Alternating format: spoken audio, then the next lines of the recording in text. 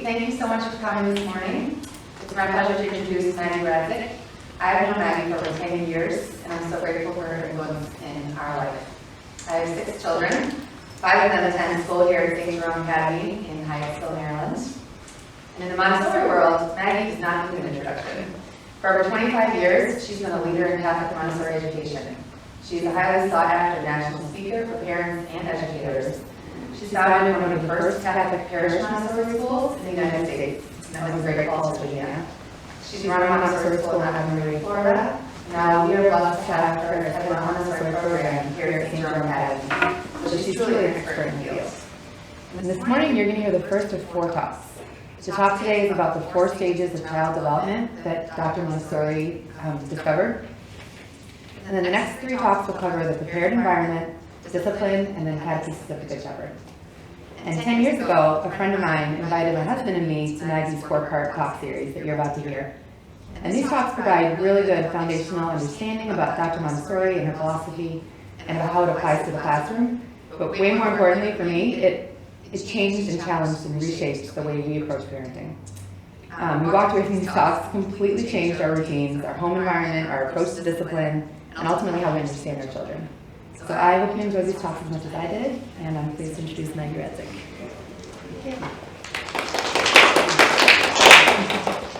I want to clarify one of Mara's statements. I do not claim to be an expert in this. I have a great passion for it, and I had started out as a traditional teacher, and then 28 years ago discovered the Montessori method through my first training, and it just completely changed my life. And then I saw how over the years, how many parents, I've never come across a parent who didn't love their child with their whole heart, but we don't know the nature of the child. And we keep doing what has been done before, and it doesn't work. And here we have this great Catholic educator, Dr. Maria Montessori, who gave us great insights into the development of the human person. And that's what we want to look at over these 4 series of talks. We have a picture of Dr. Montessori. I want to be very clear, nothing I am saying is my own. It was all discovered by her. She would, just a brief history before we get into the 4 planes of development. She was born in 1870 in a tiny town in Italy, and her teachers saw right away that she was of genius intellect, and they told her parents, you should move her to Rome to take advantage of the better schools there, so they did. She was accepted into engineering school when she was 16, which at that time only men had gone to engineering school. And then while she was in engineering school, she was coming home and saw a gypsy woman bathing many of her children in a fountain in Rome. That was common practice. And there were horses and buggies going by, and a very crowded street. And yet she was struck by the toddler that was sitting beside the fountain, focusing on a piece of red string. With all this hustle and bustle going around, this toddler was completely focused on this piece of red string, to the exclusion of all the other sensory stimuli. And she said later, I don't know if I stood there for 30 seconds or 30 minutes, but in that moment she received her vocation. She believed from God that she needed to become a medical doctor. So she set about trying to get accepted into medical school, which was unheard of in Europe.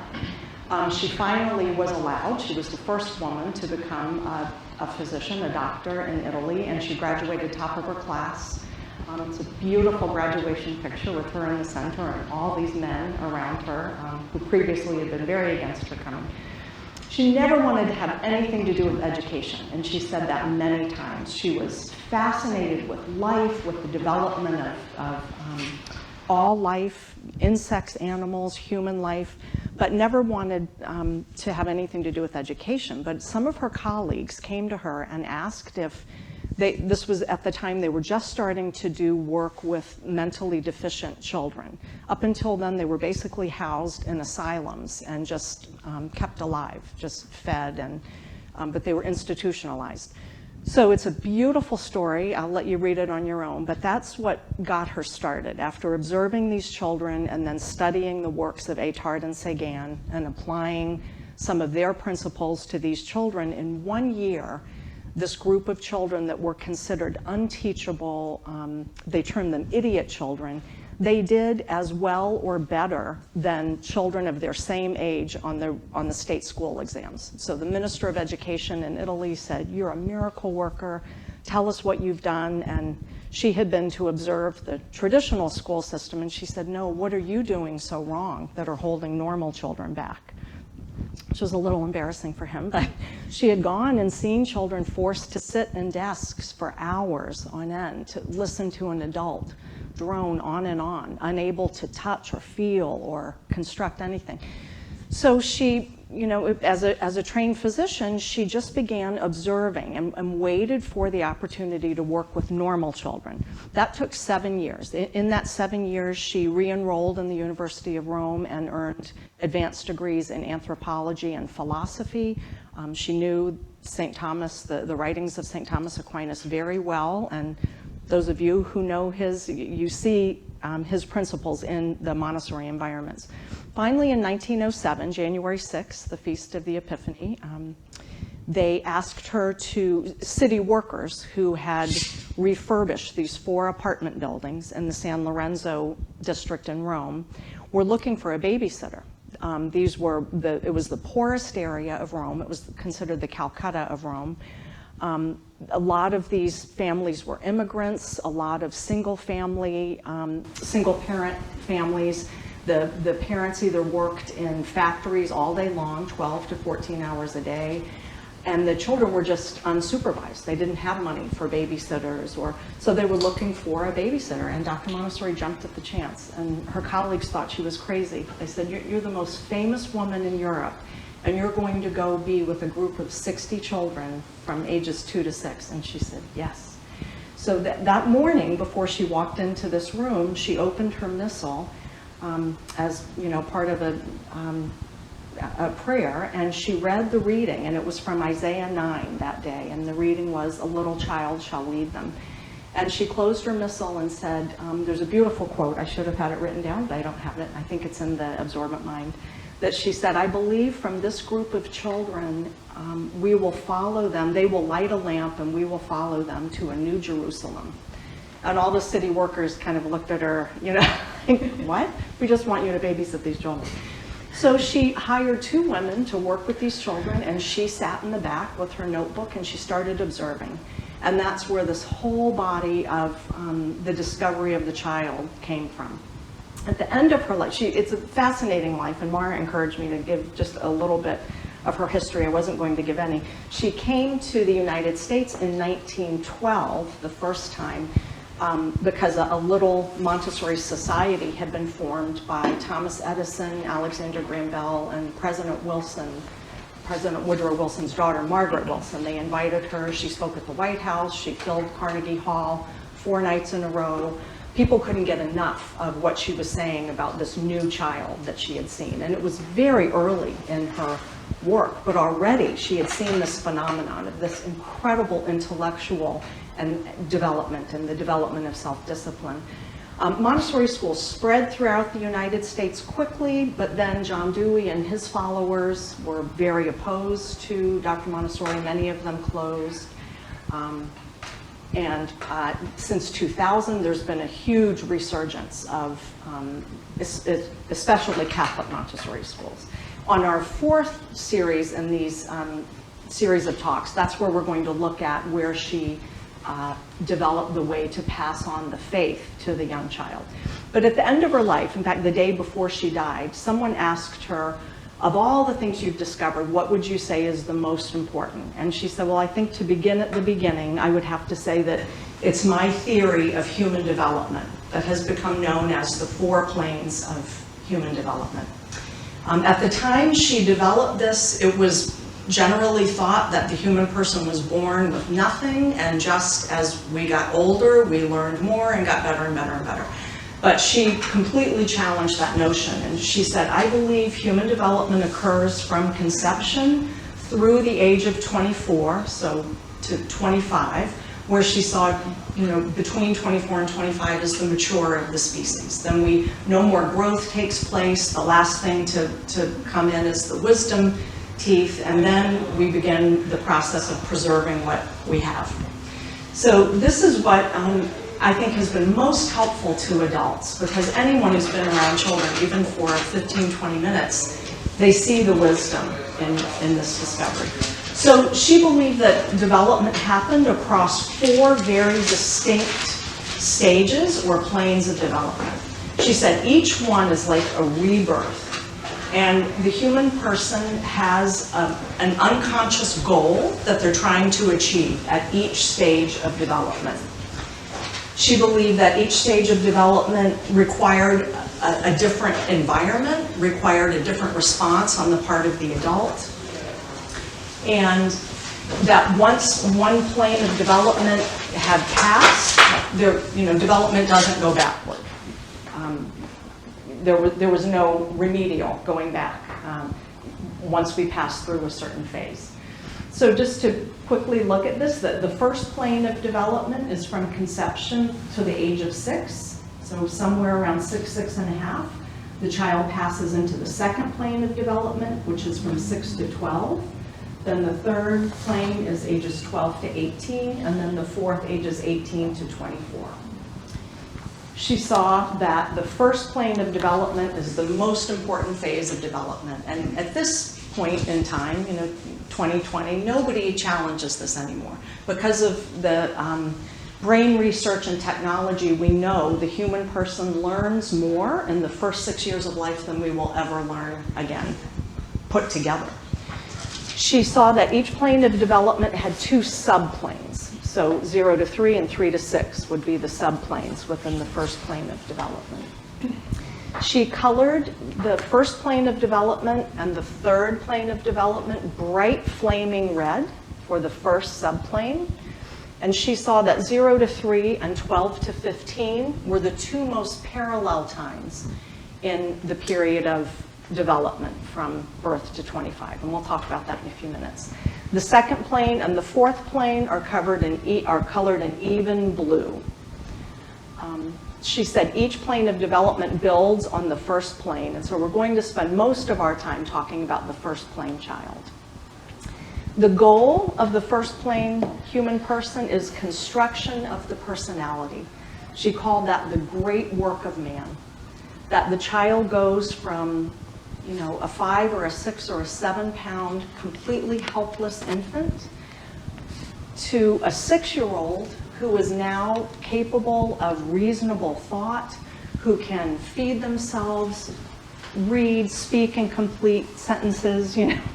I like to tell parents, think of your newborn and then think of your 6-year-old, and that's a completely different child. She would say, show me the 6-year-old and I'll show you the man, that the personality was formed.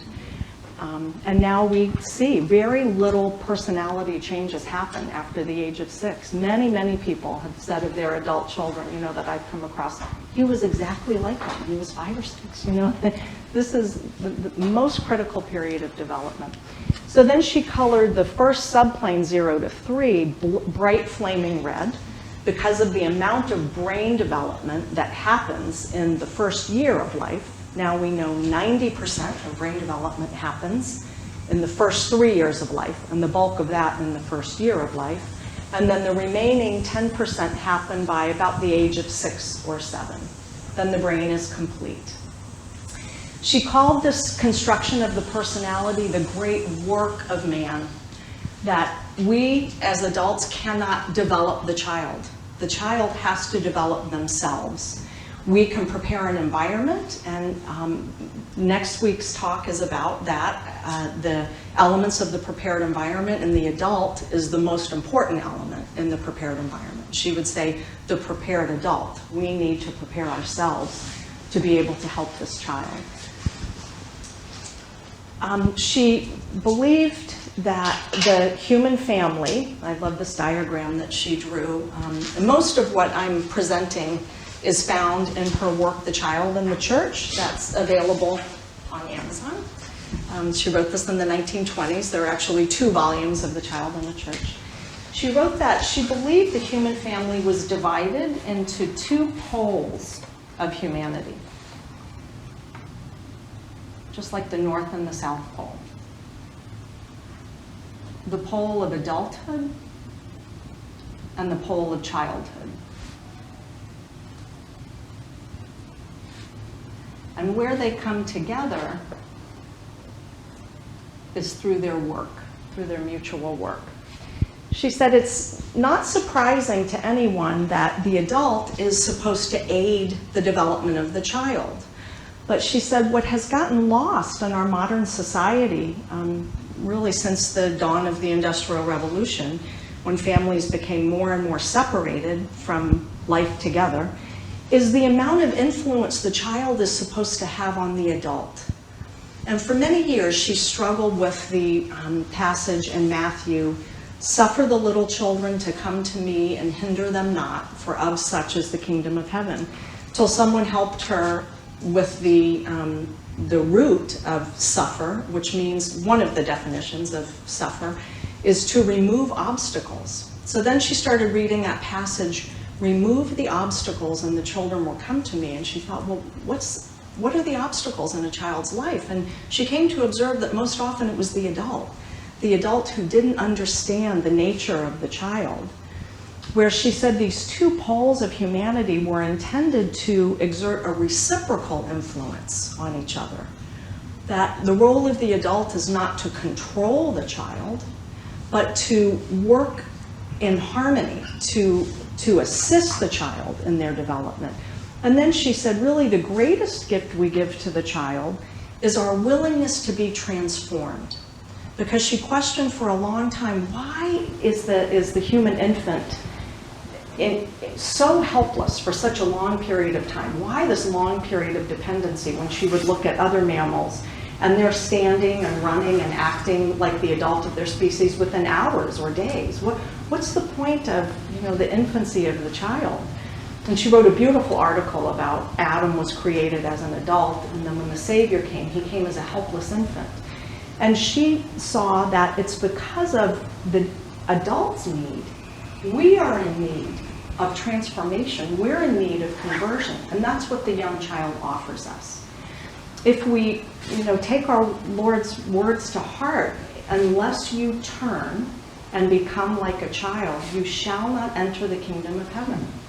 Those are incredibly strong words. He's telling us, you will not enter my kingdom unless you become like a child. Then we better know what it means to be a child. And all we have to do, Montessori said, is to observe the child in front of us. She said that two principal sins keep us from seeing the child as God wants us to see the child: pride and anger. We have our agenda. She said it's not so much that the adult is egotistical in their dealings with young children, it's that they're egocentric. We see everything from our adult perspective. And I could share with you many, many stories. Maybe during the question period I can share with you a few.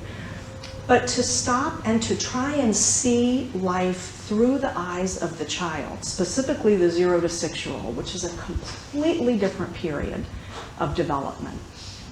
So if we can just keep that in mind as we're going through these 4 planes, that this interpenetration of these two poles of humanity. So one of the phenomena that Dr. Montessori discovered about this period of 0 to 6 is the type of brain mind that the child has. She termed it the absorbent mind.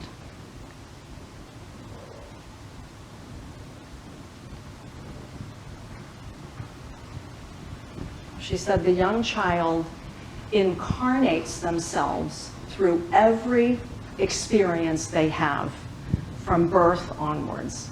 And they literally absorb every experience into their whole self. They don't hold experiences as memory. They form the organ of the brain mind. We know at birth there is this explosion of dendrites, and dendrites are the little, you have the neuron, and then you have the dendrites that go off of the neuron, and dendrites need to connect to one another to make the information highway, to make those, to create synapses so that we're able to utilize our brain mind. The only way that these synapses are made is through movement, through interaction with the external environment. At the moment of birth, we know now, and I think it's throughout the first year of life, the one thing that makes all of the dendrites reach out and try and meet one another is the mother's face. Every time the infant gazes on the mother's face, and we know this from these caps that they put on the baby's brain, the dendrites just go crazy trying to reach one another. Montessori and her followers would frequently say, relationship is the deepest need of the human person. So we see this from the very beginning. The child's development is dependent on this relationship with the adult that's there. So this absorbent mind is taking in everything that it experienced. She drew it in an analogy. She said it's like the work of a camera, an old-fashioned camera that uses film. She said in one click, the camera takes in whatever is in the environment, and it's imprinted there forever. Where the work of the reasoning mind, that starts somewhere between 6 and 7, is more like an artist at an easel. When we want to learn something, we have to sit down, we have to study it, and we have to work at it. The child absorbs everything just by living. She said one thing that should cause us to stand back in awe is how a child absorbs language. If a child is in a home with 3 or 4 or even 5 languages, they just absorb them and they start speaking 2, 3, 4 languages. I have a friend that grew up with 4 languages in her home. She's always been able to speak 4 languages from the age of 3 on. The child doesn't study the language. The adult doesn't have to sit down and go over vocabulary. Just with their whole life, they absorb it. So this really caused her to say, you know, if this is the working of the absorbent mind, then the environment we put the child in is critical in these first 6 years. And we'll be talking about that environment next week. The absorbent mind has 2 phases. The period of the unconscious absorbent mind, which she said at this stage, the child is not making intentional choices very often.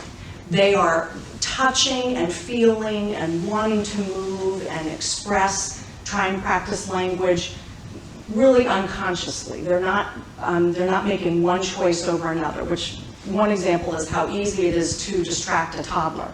When a toddler wants something that's bright and shiny that someone else has, all we have to say is, how about this? And, you know, they're grabbing that. They're desiring, you know, just to move and to have purposeful work.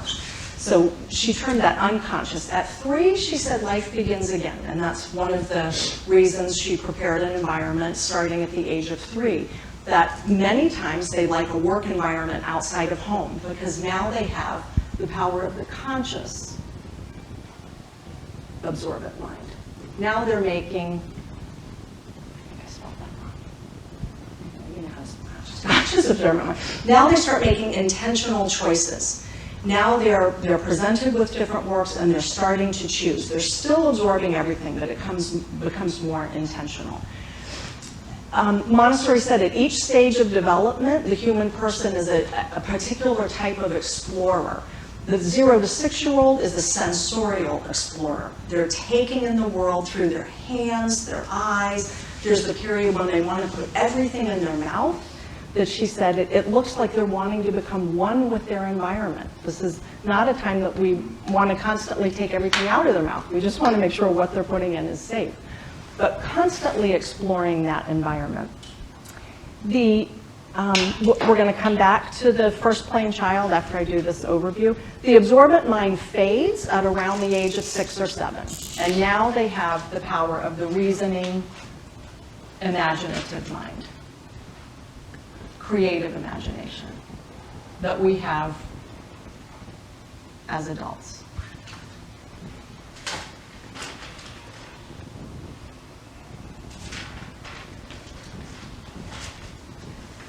Now you can reason with a child. Anybody who's ever tried to reason with a 3-year-old knows they don't have the capacity to reason, and yet we still try and do it. Now the child understands time and space. There's a completely different type of brain mind. Now it's the age of the intellect. At 6, Dr. Montessori said, I wish I could tell parents they have a brand new child. Physically, they have changed. They're not so chubby anymore. Their cute little baby teeth fall out, and they get these big gawky teeth that are all come in at different times. Their hair gets coarse. They get tall and gangly. Physically, they're showing us they're ready for something else. They're not, the little child anymore. Now, she said, the goal that the human person is trying to achieve is the development of the social self.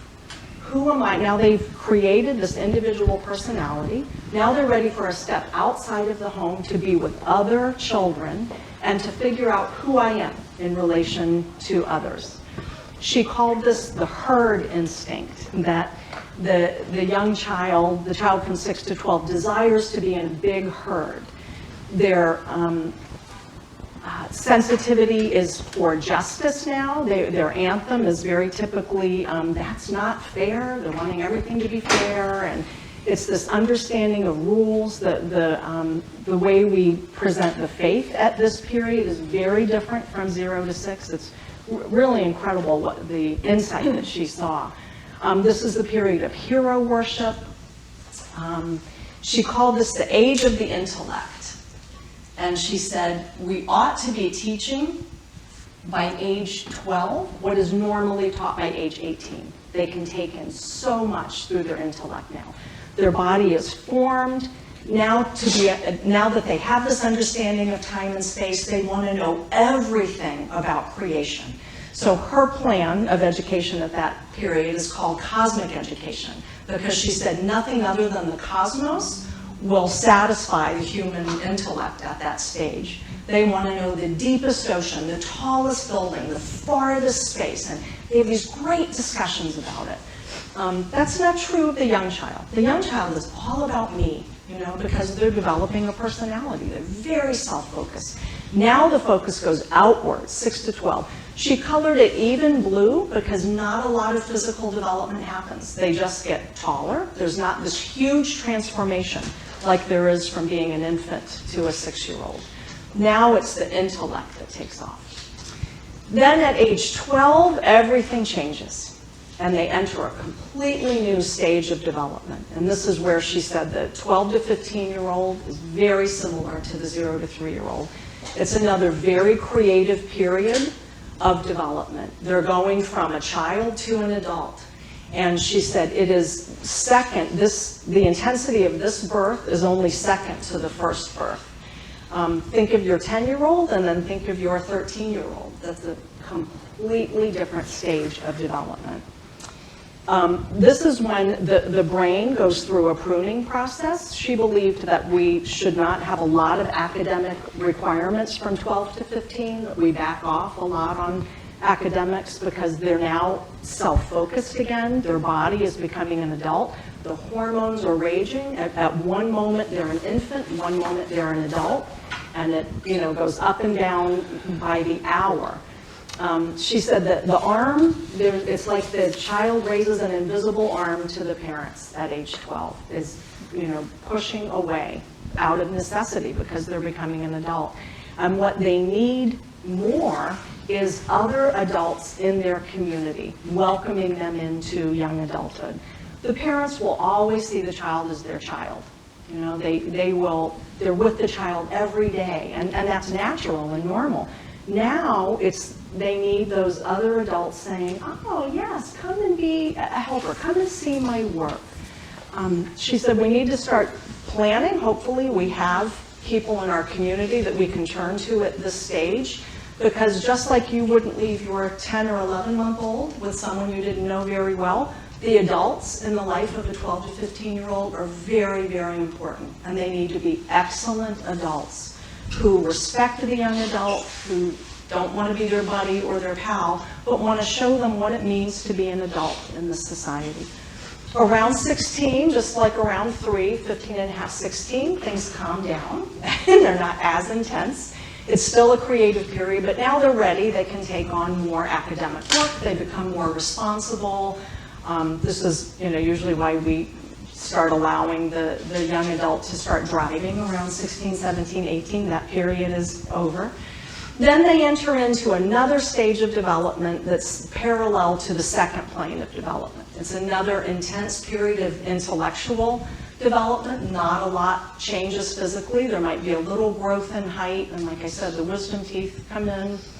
But now it's a period of the goal, let me go back to the goal that the third plane person is trying to achieve is the construction of the adult. So first plane, it's construction of the personality, now construction of the adult. The fourth plane, it's vocation. What am I called to do? How do I give back now that I am very close to being an adult? And she wrote in the 1930s, 20s or 30s, that she said, this is the stage where we typically abandon the human person. And at 18 or 19, we think our job is done. And she said they are still very in need of the adult at this phase. But what they're most in need of is a mentor. And that could be the parent, or it could be an uncle, a priest, someone close to the young adult, showing them the possibilities in life, showing them what's out there. Maybe you'd like to think about this, or I know you and I see your talents might be utilized this way.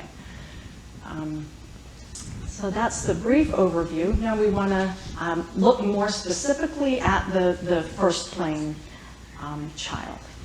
I think I'll stop there just for a minute and see if there's any burning questions before we look a little more at the first one. Just real quick, the word underneath in the third plane, construction of the adult valorization? Yes, she termed it valorization, like a completion of the personality development. She wrote a beautiful article about the church, the sacraments that are offered, baptism and confirmation, that she thought was a tremendous insight, an indwelling of the Holy Spirit right at these times of birth. Yes. You mentioned really that one of the biggest obstacles is that adults will have the habit of seeing things almost exclusively through adult eyes and not through the eyes of the child. But at the same time, the adult is responsible for the child in a way that the child is not responsible for the adult, and there's reason and so on. So, just a very practical example, you're running late, you need to get to Mass. As much as you would like your child to dress themselves, you need to go right now. And so how, You just explained. Yeah. You explain. I know you need more time to do this. We don't have time right now. I'm sorry. Dad's going to have to do it this time. Next time we'll try and get started sooner. And if they're upset while you're dressing them, okay, they're upset. But at least you've told them. At least you've recognized that I know you can do this. I know it takes you a little bit longer. We can't do it this time. We will next time. And they understand that. They can still be upset. They can still, and then, we need to make that note to self that, we need to start this process sooner, or, and it's not about, doing it right every single time. It's seeing it from their perspective. They have no understanding of time. Every time I say to the children, we need to go now, your mom is already over. No, they don't know what I'm saying. Stop saying that. They don't, they're not in that phase of development. We need to go now. That's all we have to say. We need to go now. And then we try and give them as much time to do things, in their own. They are on a completely different time schedule than we are. That's the beauty, those two poles of humanity. That's one of the things she said the young child gives to the adult is they live in ever-present now. Every great spiritual writer in the world starts with, we are trying to get back to life in the present moment. There is not a spiritual writer out there that doesn't talk about the sacrament of the present moment. Getting rid of our past, not being, focused on the future, being present now. That great book by Cardinal Sarah, The Power of Silence, I think it's called. That is a fabulous book. That's a great one recently to read about this monastery that he visited, and the monks being so present to the work that's in front of them. And when he asks one of them, what are you thinking about while you're making that map? And the monk said, making the map. like he had arrived there. He's not thinking of what's coming next, what am I gonna have for dinner, why am I so tired, all these things that are coming. And the young child, that's what's so refreshing about being around them. They live in ever-present now. They bring us back to the present moment. So let's look at a few more of these characteristics. I know we're getting toward our time. The absorbent mind, Dr. Montessori saw, was guided and directed by psychic principles and by sensitive periods. So we just want to look at, beginning with the psychic principle of work, that she very frequently would write in capital letters. Work develops man. Montessori's definition of work and John Paul the Great's definition are almost identical. Any activity that is beneficial to man, we call work. Everything the young child does is work. It's work that brings about their personality development. But she said, she observed, I think this is one of her great insights, the adult works to change the environment. We wash the dishes to get the dishes clean. We sweep the floor to clean the floor. So we work for an external purpose, bettering the environment. The child works, the young child works for an internal purpose, to coordinate and develop the personality. That's why at our dishwashing stand, when the child goes to wash dishes, they don't care if the dishes are dirty or clean, and we don't even say anything about that. We don't say, would you like to go wash the dirty dishes? We just say, do you want to do dishwashing? Yeah. They want something purposeful to do. They're figuring out the properties of water, soap, the brush. They'll wash the same dish over and over and over. They're not working for the external purpose. And it's so important that we know this, because we don't want to be commenting on, oh, look, you cleaned the dishes. We just don't say anything. We've attached them to work that they want to do. That grows naturally within them. Once they know how to scrub a table, how to wash the dishes, how to sweep the floor, at about 5, 5.5, then they start seeing the need in the community. And they say, oh, the floor is dirty. And they run and they get the brush and the dustpan. Now they know how to do it, and they're happy to be of service. We're going to be talking, when we talk about the way the adult works with the child, that with these young children, when we connect them to work, we don't correct their attempt at work. So when we show them how to use a brush and a dustpan, it takes a long time to get that dirt onto the dustpan and carry it over to the garbage can. We turn away, we show them how to do it, then we set them free to start practicing. And through every single one of those movements, the dendrites are connecting, the personality, the body is becoming the apt instrument of the mind. That St. Thomas said, this is part of our development. We have to make our body be the instrument of our mind. That's what's happening when we do this. The floor doesn't get cleaned. That shouldn't be our expectation. We'll clean the floor later. They're wanting to know how to hold this, how to have this purposeful work. So she said that the child is so in need, the adult never has to introduce play to a child. Play is natural to a child. I remember seeing my cousin's daughter, who had 2 braids, and she was 4 years old. She took the 2 braids and started playing. We were on a long car trip, mommy and daddy, and she's playing with the braids. They will play with anything that's in their environment.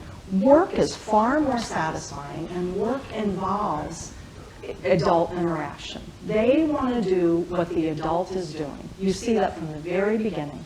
Their hands will go on to start taking the diaper off. They want to start cooperating in our world, start working with us. And she said our attitude for that should be, yes, do it with me. There's always something they can do. In the kitchen, in the garage, they can hold something. They are satisfied with so little. What they don't want to be told is, no, this is mommy's work or this is daddy's work, you go play. When they have these experiences of work, they're very satisfied. And I've heard from parents so many times, over and over, that once I've given my child some work and I've really taken the time and allowed them to try, they're so much happier for hours. They're not satisfied by play. And if this is our whole method with them, you go play, and then all of a sudden at 6.5 we say, okay, now you gotta do the dishes, this is your job. That's the, they could look at us and say, gosh, I've been wanting to do that since I was 11 months old. You kept telling me to go play, so now I want to go play. I'm interested in all my friends. And so it sets up a whole struggle. You know, if our attitude could be as often as possible, yes, do it with me. Could you turn on the faucet? You know, maybe that's all the child does. You know, could you turn off the faucet? Could you bring mommy the sponge? Could you, so many things that the child can do. Work satisfies. I have one story that really stands out to me. There was a mom I knew who had a newborn, and a little, he was between 2.5 and 3. And, you know, he was struggling with the newborn, and his older siblings were at school, and he's, you know, wasn't having many great days. So they dropped the children at school, come back, and a big, heavy box had been delivered on their front stoop. And she's looking at the baby, and the 2.5-year-old looked up at her and said, you know, I want to bring the box in. I want to do it. And the mom said, well, okay. And she's thinking right away how long this is going to take, you know. And she said, well, how about I hold the door for you? And, okay. So he struggled and struggled and struggled to get this box up onto the doorstep, push it all the way in, and right at the part where he was really struggling and she's about to lose her patience, he stopped and he looked up at her and he said, will you not help me? And she thought, wow, I mean, this is how pure children are. They feel it. They feel it. You know, we don't have to say a word. They feel us going, you know. So she said, I won't help you. And he finally got it all the way in, pushed it inside, and she said, Maggie, he had the best day after that. For hours, he was satisfied. It takes so little to satisfy them. I think we'll look at the other sensitive periods. I mean, the other, I'm afraid we're going to run out of time. The other psychic principles maybe at our next. No, keep going. Okay. We'll look at the next two because they are really important. Independence.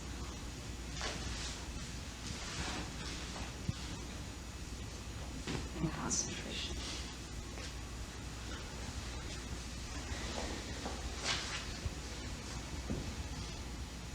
So independence, Montessori saw that from the very beginning, the child is wanting to do it themselves. And the adult doesn't recognize it. In her first environment, this is one of my favorite stories, the 2 women that she had hired to work with the children, she noticed at one point that they were going around taking handkerchiefs and just going up behind, putting their hand on the back of the child's head and just wiping their nose, without telling the child, so the child was playing with something and they're interrupted by having their nose wiped. And she started to see that this, it struck her that this was disrespectful. And why was the adult having to do that? And then she thought, has anyone shown them how to wipe their own nose? So she brought one little boy over who had a runny nose in front of a mirror, and Dr. Montessori took out her handkerchief and very, very slowly, with no words, cleaned one side of her nose, folded the handkerchief, cleaned the other side of her nose, and then underneath, and then checked if her nose was clean, and then handed the handkerchief to the little 3-year-old. And he did exactly what Dr. Montessori showed her. She was stunned. And they hadn't noticed, but a group of children had gathered around, and when his nose was clean, all of the children applauded. And she said, my heart just broke within me. And then she looked around the room and she thought, how many things do we do for children that really they want to do for themselves, but we're not showing them. We're not realizing they need me to show them how, and then to set them free to practice. So this became one of the main principles of Montessori, that we show a child how with no words, because they can't, the young child can't take in words and our hands moving at the same time. So when we're showing them something in the classroom, our focus is on the object, our hands, we're not looking at the child. They're looking at our hands. If they stop and look at us, we just stop. And then when they look back at our hands continue to move if we're showing them how to button, or how to zipper, or how to hold a spoon, which is the same way to hold a pencil, anything like that. It's with super slow motions. Even opening a door has so many motions. You know, why yell at them to keep slamming, stop slamming the door if we haven't taken the time to show them how to close the door quietly? Let's do that. So what she noticed about this intense drive for independence, they want to do everything themselves. In fact, a young child in one of those first environments said to her, "Help me to help myself." And that became one of her anthems. She said, "How beautiful. They don't want me to do it for them. Help me to help myself." She noticed that this drive for independence, natural to the human person, is because we cannot be fully interdependent with another until we are independent. And interdependence meaning a complete giving of self, which is natural. We want to love and be loved. We can't fully give of ourselves unless we've learned how to do it for ourselves. And she saw this, we see it in every Montessori environment. The minute a child knows how to do something, they want to do it for everyone else. That's usually the conflicts in these environments. A child makes a spill, and another child runs to clean it up. And the child who made the spill gets furious because they want to clean up their own spill. It's my spill, get away! Then we have to go to the other child and say, it's good to offer help. You can say, may I help you clean up your spill? But they want to do things for themselves. So this drive for independence is many conflicts will be alleviated if we realize how important it is to the child.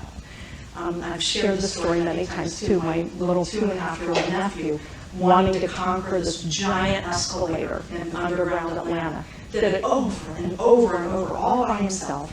And then at one point in this period of, my brother-in-law just happened to put his hand on the back of my nephew and throw himself down in a giant tantrum, yelled, screamed, cried, and my brother-in-law's thinking, oh my gosh, what did I do? But to him that meant he didn't do it. He didn't accomplish it all the way through.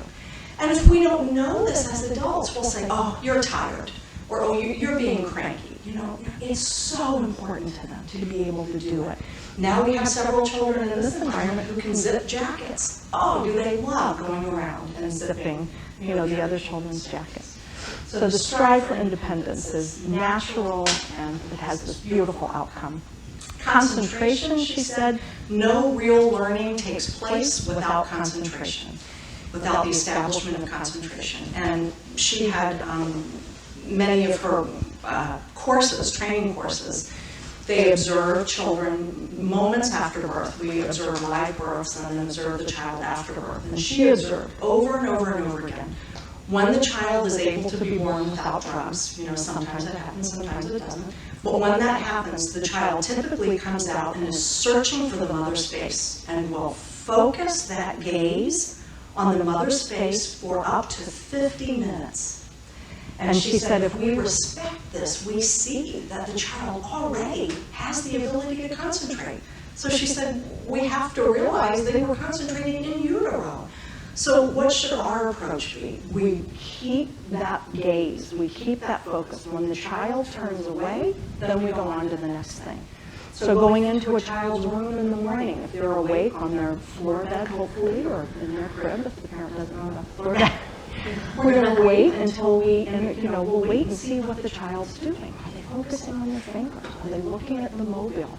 We wait until they disengage, and then we say, good morning, hello. We don't even realize that we're continually breaking their concentration. The only way we'll know it is through this practice of observation. She said the adult must learn to observe before intervening. And what she saw is this concentration deepens and deepens and has its highest expression in contemplation, one of our greatest capacities. So I am going to stop there. I think we'll look at the sensitive periods next time to see if we have questions. Yes, it's the last Lisa. When do you put a baby in a floor bed? Well, her practice is from the very beginning. Yeah. From her. Because I always change them. I have four babies under 4. So I always teach them. So children under 4. So I always change them at 1, but I have a 9-month-old. So I was thinking about changing them. Could that be possible? Yeah, there's a great book called From the Start, and it's all about Montessori in the home from 0 to 3, from birth. From the start. And her practice was from the very beginning of floor bed. The room is completely safe. the adult gets down and crawls to see everything from a child's perspective. But it's so that the child can crawl out of the bed and crawl back into the bed. And many, Yeah, I've had them all in those beds, but I never know when to change them. Yeah. from the beginning. I mean, safety, if you've got more than one child in a room, you have to be conscious of safety. Things. Right. So they all. I don't know to tell you that. All right, thank you. Yes. On independence, I think one of the challenges that my wife and I have with our 3-year-old son is that there are times when he absolutely wants to do something Yes. himself. He gets very upset if you try and help him. But on the other hand, particularly in the evening when you're on that bedtime routine, getting him to put on his pajamas, which he knows how to do. It's a matter of teaching him how to do it and knows how to do it. It becomes almost a game for him, not doing this. He sort of does everything but put on his pajamas. And so I'm wondering if you have any sort of suggestions on how to navigate that. The issue is not teaching him how to do it. Right. He knows that he's quite capable. It's getting him to actually do it, and at some point, his clothes need to go on and he needs to go to bed. Right. Montessori talked a lot about that. It's a process. It's a growth into independence. And when a child has mastered something, and then they don't want to do it, she said they're expressing to us a psychological need. Because very often, once they can do something, the adult might say something like, oh, look at you, you're a big boy now, you're a big girl now. Then they see big boys and big girls and they think, I don't think I want to do that. I think I want to stay a baby, so I'm not sure I want to be this big boy. So if in a period like that they don't want to, I know you know how to put on your pajamas, would you like me to do it with you? How about I hold this leg? And it's just a cooperation. They won't be doing that when they're 6 and 7. That time will pass. It's very, very common when the mother gets pregnant or there's a new baby in the home that things the child was independently doing, they stop doing. And she said, that's a very obvious cry for, am I still your baby? Have I been replaced by this new baby? They want to be carried, even though they've been walking for 4.5 years. I know you know how to walk. I would love to carry you, just like I did when you were a baby. She said if we respond that way, those things get satisfied very quickly. But if we keep doing, no, you know how to do it, no, then that psychological need doesn't get met. And there's this anxiety of, wait a minute. Oh, and they're not thinking these things consciously. It's an unconscious need for the parent's attention.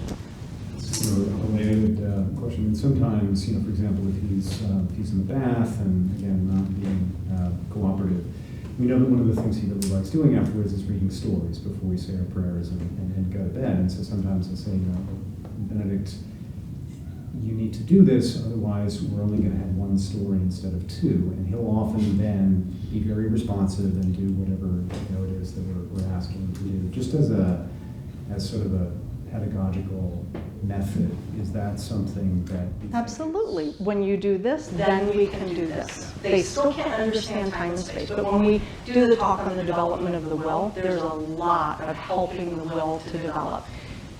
If bath is over now, we will have time for 2 books. Shall we get out? No, you'd like to keep playing? Okay.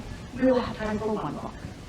Then we follow through. They're still not understanding, but this, then, that, they can understand. In a similar question, there's so many questions about the standoff between you and your toddler. Like, you need them to do this, they say no, and you're just at a standoff. Can you just speak to the language you use when that happens, when you need them to do something, get in the car seat, put on your shoes, eat your breakfast, and anything that is like, no, and then what's the next step? The answer is almost always, it depends. It depends. Have they not been sleeping regularly? Have Grandma and Grandpa just been to visit and they left? And, we didn't get to the sensitive periods, but one of their intense sensitive periods is for order. And the adult doesn't understand how important order is for the young child. So we have to think very quickly, have things changed? Are they expressing okay, I'll do it for you? Or, okay, the time is now to get in the car, let's carry your shoes, we'll have to put them in the car.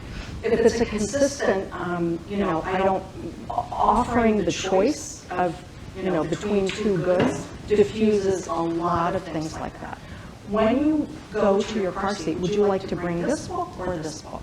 And allowing them to make a choice. Would you like to get in the bathtub by yourself, or do you want mom to pick you up and put you in? Do you want to climb in? The more we empower them, which is building their will, and we're very respectful of them saying yes or no, they feel like they have some power over their life. A good examination of conscience for a parent is at the end of the evening, sometime to say, how many choices did my child have over his or her life today? It's really very few. So we need to start thinking of how we can give them choices. Do you want dad to put the butter on your broccoli, or do you want to do it? Do you want to cut your chicken, or do you want dad to cut your chicken? You want to do it together. All right, you hold the fork, I'll hold the knife. We can cooperate. As many times as we can give them. Sometimes the answer is just no. And the answer has to be no. And then, I'm sorry, you're upset. I have a friend right now who's got a 3.5-year-old, so intense. And since this child has been 2.5, she's convinced she can drive their car. And she has a enormous fit every time they won't let her drive. And she's in the car seat screaming and crying, and and at one point, they, brainstorming what to do, they recognize she probably can drive the car. She's very intelligent, but her arms and legs just aren't long enough. So they put her in the driver's seat, let her hold the keys, let her put the key in, and I wish you could drive too, but your legs just aren't long enough yet. You will drive soon, but not yet. That satisfied her for a while. Not completely, but for a while. So the more we can sympathize, I know you want to use the chainsaw. You probably could if you were strong enough, but not yet. You can't do it yet. You could at least, hold the, whatever we can do to, but when the answer is no and they get upset, okay, we get upset when the answer is no. So they just express it differently.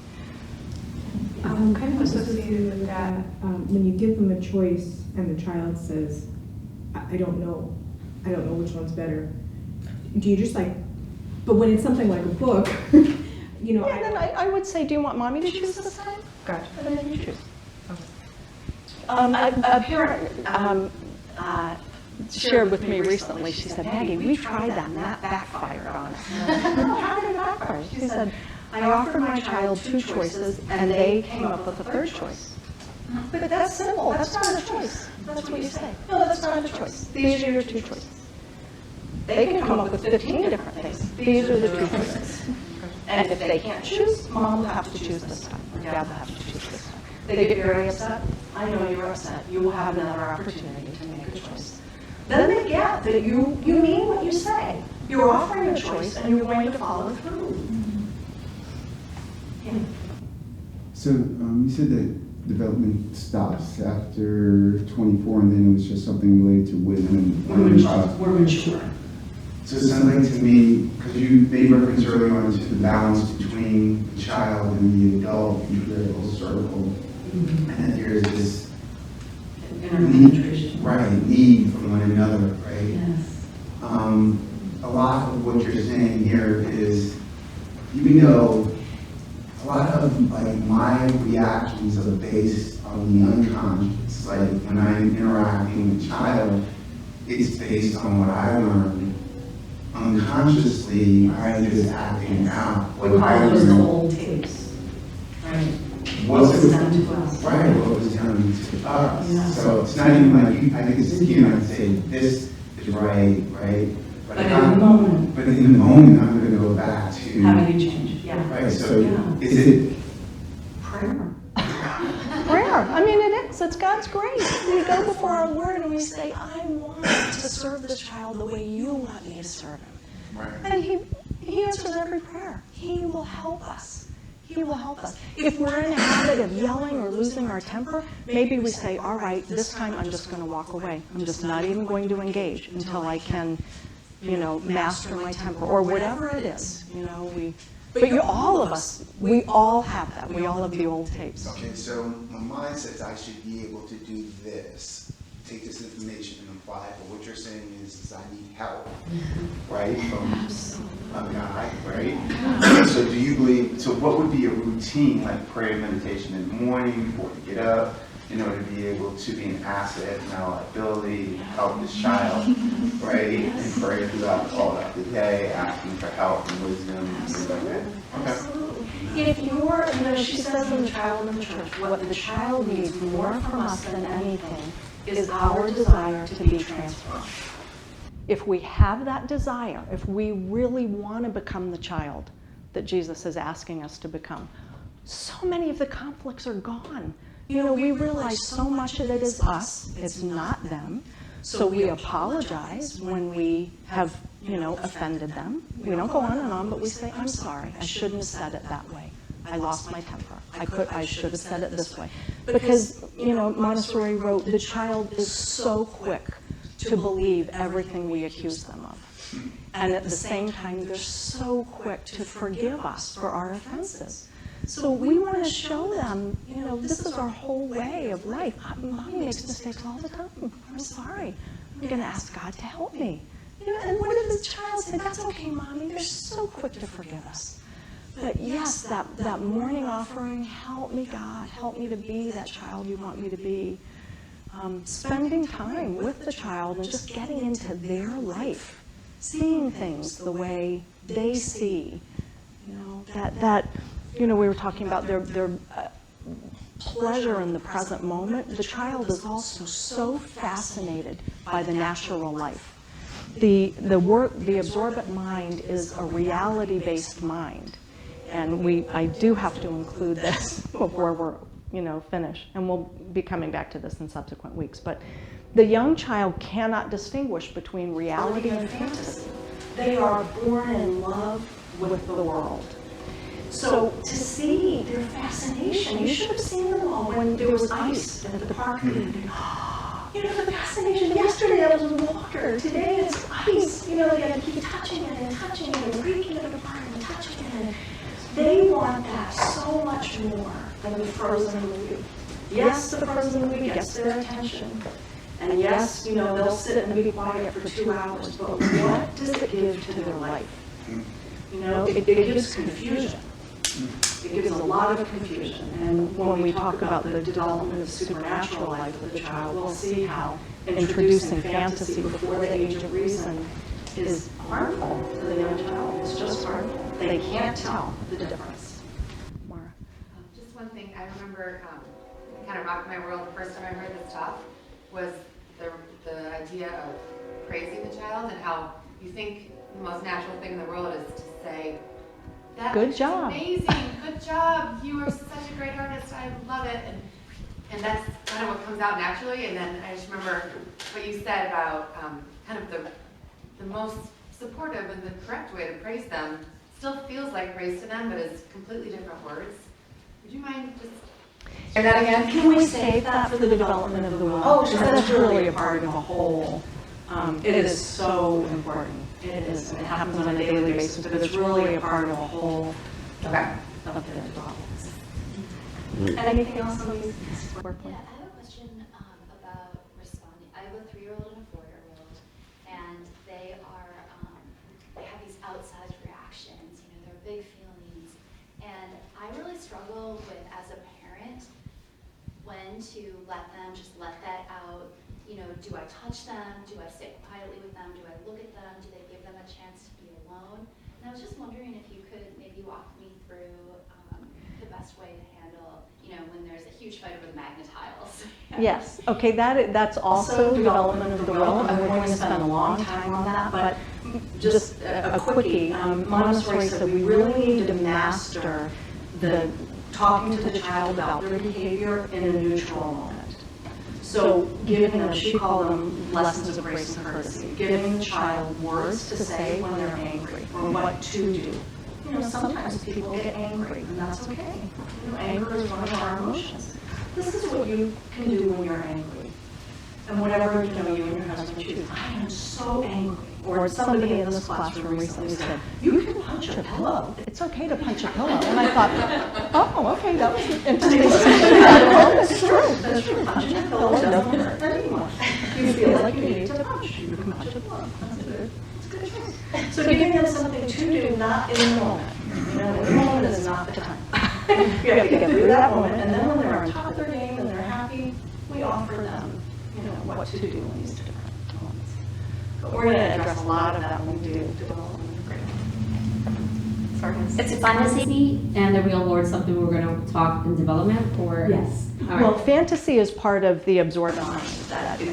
So if you have a question about that. Yeah, it's just, I allow them an hour of TV a day because it helps me, I don't know, go to the bathroom and take a shower. And things like really perfect. And to the three of them that are 2.5 and 3.5, because I have twins, so for two of them, 3.5. So they have this trouble about fantasy and the real world, and I can see on them like most on of the them TV and things like that, but they're not in the real world, and they try to understand it. So how do you manage? Now they're not 6-year-olds, and to try to help them with that. If I already make a mistake, if you want to say that, to allow them to have this fantasy world. Yes, as most adults do, because we don't know. I mean, it was in the 1930s that Dr. Montessori said America will be the last place to adopt the Montessori method because of their addiction to fantasy. In the 30s, with the fairy tales that were intended to scare children into being good, which, you know. Yeah, I read everyone stole fairy tales all the time. Sure, most adults do, you know, present fantasy, and then you see what happens. They stop sleeping through the night because they're afraid. You know, I could give you so many scenarios of so many parents who have said, you know, so I would stop if you're doing it. You know, if you have to use screen time, okay. We do know from all of the brain research, no screen time before the age of 8 is what's best. 0 screen time. If you do have to use the screen, show something reality-based. There's a whole bunch of natural, you know, video that I hear from families that do these all the time. Junior National Geographic that shows the development of the egg to, you know, the full alligator, or, you know, whatever. If you're going to have to put it on, have it be real without commercials that then break their concentration. But it's not even so much what we're showing with it. Well, it is when it's fantasy, but it's the machine itself, the way the light waves are received through the eye that have a negative effect on the brain. So what's best is no screen time. If you're going to use it, do reality-based. There's one that I remember being at a friend's house and 5 children sitting there just glued, watching the spider spin a web. You know, and it was, I couldn't watch it for 2 minutes. I mean, you know, and I'm not major, but they were fascinated by it.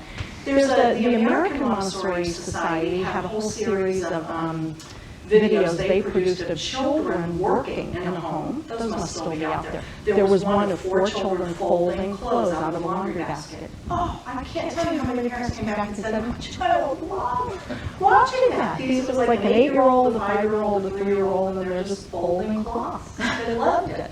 There's a whole series of those. So, thank you. Okay, all right. Hopefully we'll see you at the next one, the prepared environment, the prepared adult. Thank you.